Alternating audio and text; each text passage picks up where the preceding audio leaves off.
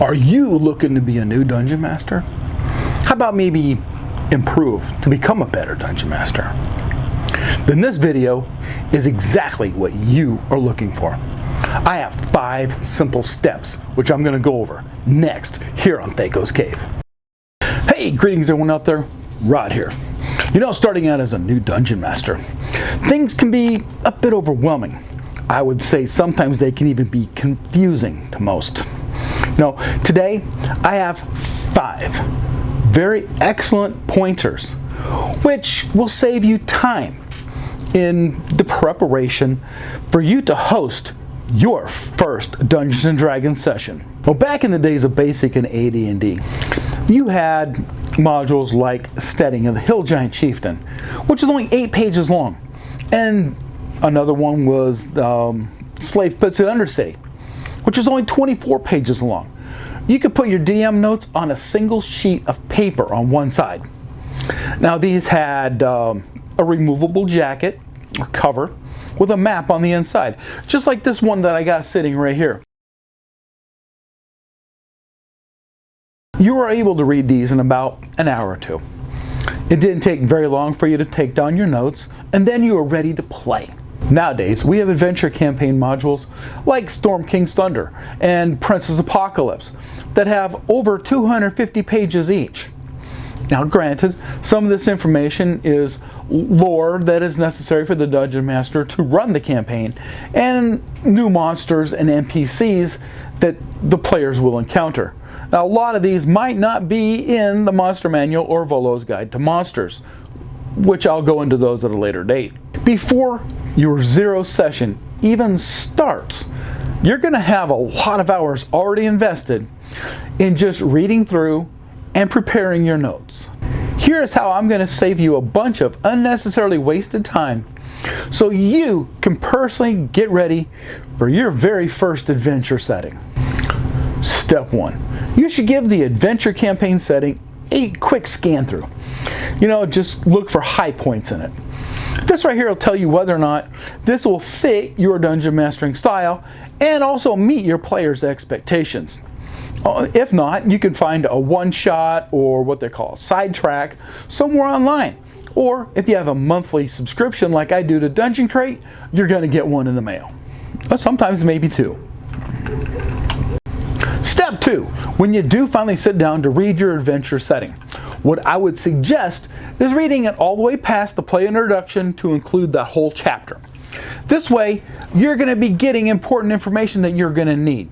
Stuff such as the lore of the area, you know, the background information, political interaction that might be going on or fixing to happen in the area, and key and important NPCs and others involved in the story setting.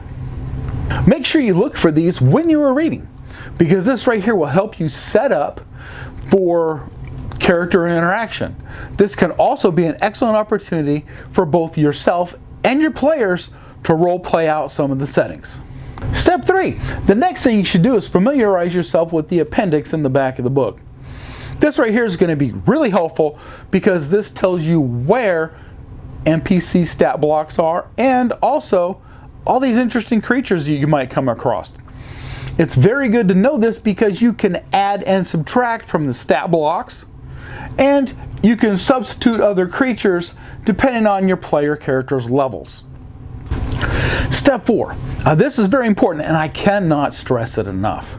While reading each of the chapters of the module, I suggest writing all your notes down on 3x5 cards. This will help you keep everything right there at your fingertips and organized as you need it. Step 5. And honestly, this is the most important step in this set. I suggest giving yourself plenty of time to read the section that you prepared for an hour or 2 before your 0 session. This right here will help keep the information fresh in your mind so you're not having to flip back and forth in the book. Here's a bonus for everyone who made it through the video this far. A chapter can take anywhere from a session or 2 to complete.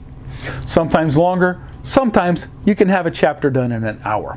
This totally depends on how your players want to go about doing things. Say they're tracking down a thief who stole Widow Bronson's vase. Unknown to your players, if they put a candle inside this vase, they can see the fractures from where the vase had been broken.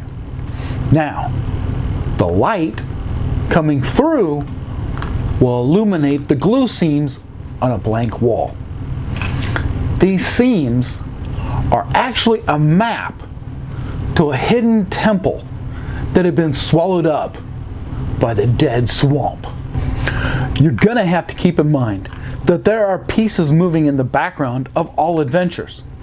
Not all NPCs are sitting there in suspended animation just waiting for you to get within so many yards of them before they actually animate and spring into action.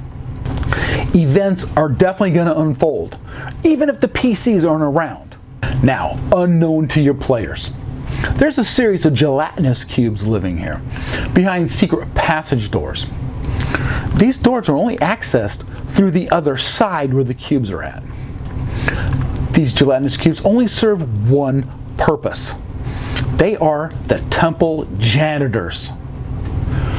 They go through, they scrub the floor, the walls, the ceilings if they're large enough.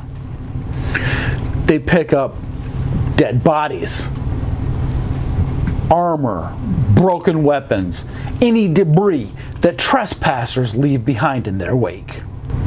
Once they are through, they progress through and go through another secret door to get ready for their next cleanup on aisle 3. I suggest starting out with a pre-written adventure setting like what comes in the starter set or the essentials kit. Honestly, I say you need both of them in order to run a successful starting campaign for people. Lost Mines of Phandelver and the Dragon of Icespire Peak both go hand in hand very well, and they both take place in the once prosperous mining community of Phandelver. Here, your players are going to interact with people living in the town and others outside. You can go on side quests. You don't have to follow what's set up in the book. This is a total sandbox operation. For those of you who are thinking about using the starter set and the essentials kit to get started, I will be making some videos based strictly on those 2-box sets. You tell me down there in those comments whether or not you want to hear me tell you about the time when I ran the B3 module in Search of the Unknown for a group of 5th level adventurers who just happened to stumble across the entryway under a fountain in a peaceful farming village. Like this video, comment down below, and share with others. It really helps out. It also sends a message to YouTube that this is good content. Right over here you're going to find a link to the video I made, Part 1, Castle Caldwell and Beyond. I have personally used this floor plan in games of my own, as a bandit hideout and a cultist worshipping center. Until next time, you guys have a great game. Now, grab that D8 and roll your damage.